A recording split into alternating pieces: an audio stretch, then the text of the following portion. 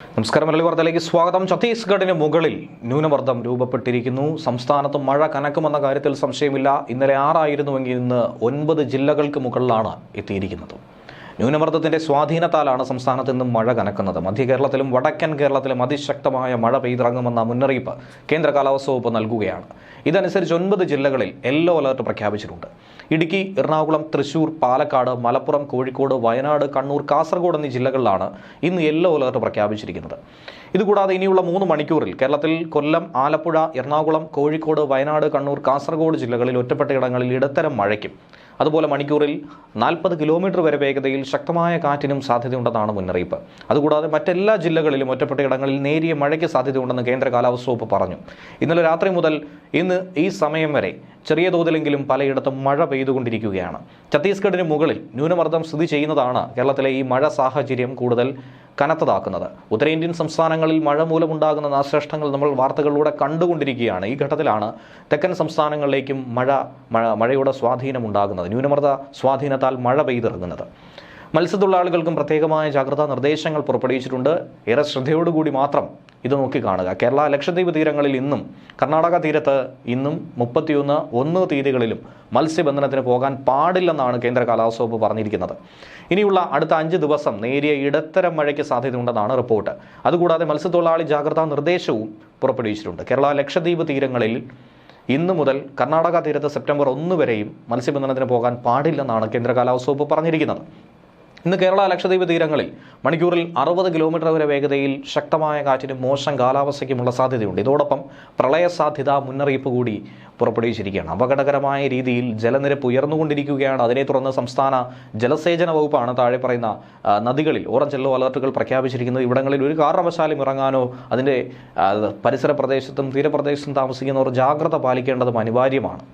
Orange alert പറഞ്ഞിരിക്കുന്നത് പ്രധാനമായും കാസർഗോഡ് ജില്ലയിലെ നീലേശ്വരം നദിയിലാണ്. അതിൽ നീലേശ്വരം മൊഗ്രാൽ നദിയിൽ ചയ്യം റിവർ സ്റ്റേഷനിലും മധൂർ സ്റ്റേഷനിലുമാണ് ഓറഞ്ച് അലർട്ട് ഉള്ളത്. അതുകൂടാതെ യെല്ലോ അലർട്ട് പറഞ്ഞിരിക്കുന്നു കണ്ണൂർ ജില്ലയിൽ പെരുമ്പ, കൈതപ്രം റിവർ സ്റ്റേഷനിലും കുപ്പത്ത് മങ്കര റിവർ സ്റ്റേഷനിലുമാണ് യെല്ലോ അലർട്ട്. കാസർഗോഡ് ജില്ലയിൽ കരിയങ്കോട് ഭീമനടി സ്റ്റേഷനിലും ഷിറിയ പുത്തുഗി സ്റ്റേഷനിലും മുന്നറിയിപ്പുണ്ട്. ഒരു കാരണവശാലും നദികളിൽ ഇറങ്ങാനോ നദി മുറിച്ച് കടക്കാനോ പാടില്ല. തീരത്തോട് ചേർന്ന് താമസിക്കുന്നവർ ജാഗ്രത പാലിച്ച് മുന്നോട്ട് പോവുക. അധികൃതർ നിർദ്ദേശം നൽകി കഴിഞ്ഞാൽ പ്രളയ സാധ്യതയുള്ള ഇടത്തു നിന്നും വളരെ വേഗം മാറി താമസിക്കാനും നിങ്ങൾ തയ്യാറാവുക. കടൽക്ഷോഭം രൂക്ഷമാകാൻ സാധ്യതയുള്ളതുകൊണ്ട് അപകട മേഖലകളിൽ നിന്നും അധികൃതരുടെ നിർദ്ദേശാനുസരണം മാറി താമസിക്കണം. ചെറിയ വള്ളങ്ങളും ബോട്ടുകളും കടലിലേക്ക് ഇറക്കുന്നത് ഈ സമയത്ത് ഒഴിവാക്കുകയും വേണം. കടലാക്രമണത്തിന് സാധ്യതയുള്ളതുകൊണ്ട് തന്നെ മത്സ്യത്തൊഴിലാളികളും തീരദേശവാസികളും ജാഗ്രത പാലിക്കാനുള്ള മുന്നറിയിപ്പ് നൽകിയിട്ടുണ്ട്. അധികൃതരുടെ നിർദ്ദേശാനുസരണം കടൽക്ഷോഭം രൂക്ഷമാകാൻ സാധ്യതയുള്ള മേഖലകളിൽ നിന്നും ജനങ്ങൾ മാറി താമസിക്കണം. ചെറിയ വള്ളങ്ങളും ബോട്ടുകളും കടലിലേക്ക് ഇറക്കുന്നത് ഈ സമയത്ത് ഒഴിവാക്കണം. കള്ളക്കടൽ പ്രതിഭാസത്തിനും ഉയർന്ന തിരമാലയ്ക്കും സാധ്യതയുള്ള ഘട്ടത്തിൽ കടലിലേക്ക് മത്സ്യബന്ധന യാനങ്ങൾ ഇറക്കുന്നത് പോലെ തന്നെ അപകടകരമാണ് അവ കരയ്ക്ക് അടുപ്പിക്കുന്നത്. അതുകൊണ്ട് തന്നെ തിരമാല ശക്തിപ്പെടുന്ന ഘട്ടത്തിൽ കടലിലേക്ക് ഇറക്കുന്നതും കരയ്ക്ക് അടുപ്പിക്കുന്നതും ഒഴിവാക്കണം. ദേശീയ സമുദ്രസ്ഥിതി പഠന ഗവേഷണ കേന്ദ്രം മുന്നറിയിപ്പ് പിൻവലിക്കുന്നതുവരെ ബീച്ചുകൾ കേന്ദ്രീകരിച്ചുള്ള വിനോദസഞ്ചാരം ഉൾപ്പെടെയുള്ള എല്ലാ പ്രവർത്തനങ്ങളിലും ശ്രദ്ധ പുലർത്തണം. മത്സ്യബന്ധന യാനങ്ങൾ, അതായത് ബോട്ട്, വള്ളം മുതലായവ ഹാർബറിൽ സുരക്ഷിതമായി തന്നെ കെട്ടിയിട്ട് സൂക്ഷിക്കണം. വള്ളങ്ങൾ തമ്മിൽ സുരക്ഷിത അകലം പാലിക്കുന്നത് കൂട്ടിയിടിച്ചുള്ള അപകട സാധ്യത ഒഴിവാക്കും. മത്സ്യബന്ധന ഉപകരണങ്ങളുടെ സുരക്ഷയും ഉറപ്പാക്കണം.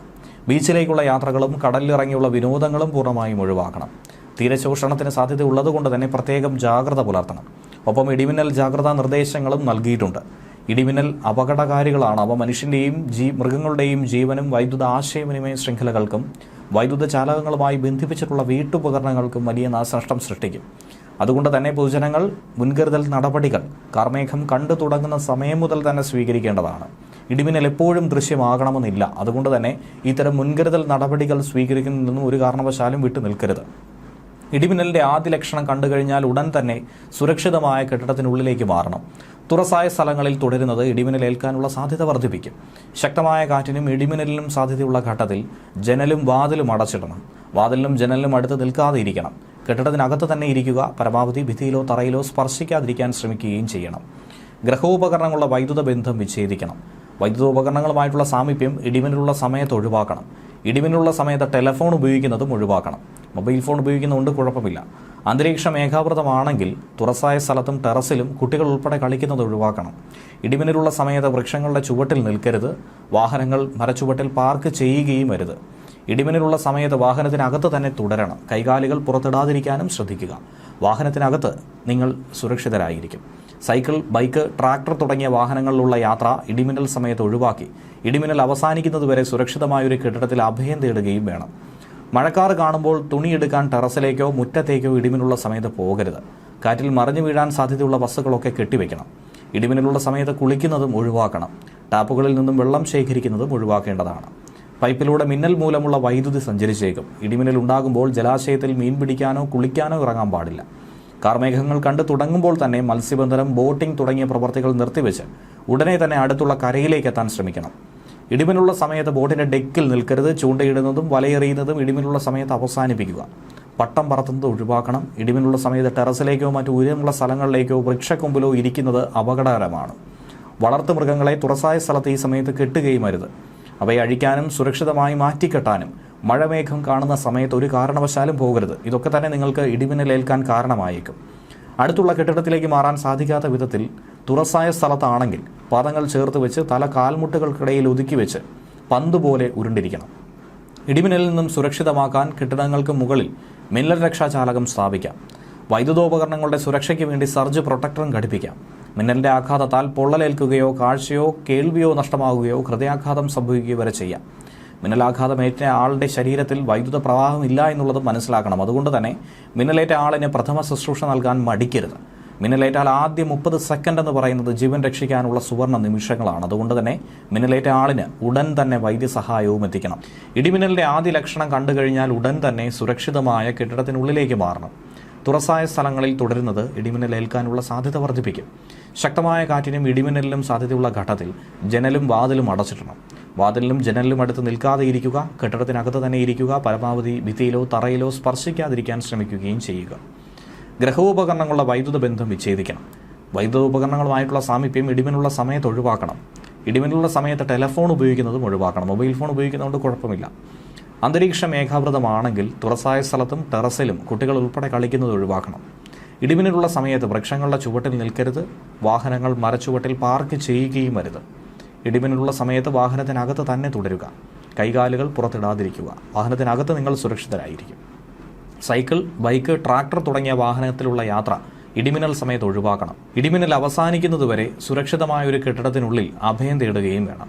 മഴക്കാറ് കാണുമ്പോൾ തുണികൾ എടുക്കാൻ ടെറസിലേക്കോ മുറ്റത്തേക്കോ ഇടിമിന്നലുള്ള സമയത്ത് പോകരുത്.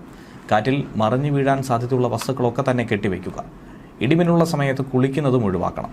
ടാപ്പുകളിൽ നിന്നും വെള്ളം ശേഖരിക്കുന്നതും ഒഴിവാക്കുക. പൈപ്പിലൂടെ മിന്നൽ മൂലമുള്ള വൈദ്യുതി സഞ്ചരിച്ചേക്കാം. ഇടിമിന്നൽ ഉണ്ടാകുമ്പോൾ ജലാശയത്തിൽ മീൻ പിടിക്കാനോ കുളിക്കാനോ ഇറങ്ങാൻ പാടില്ല.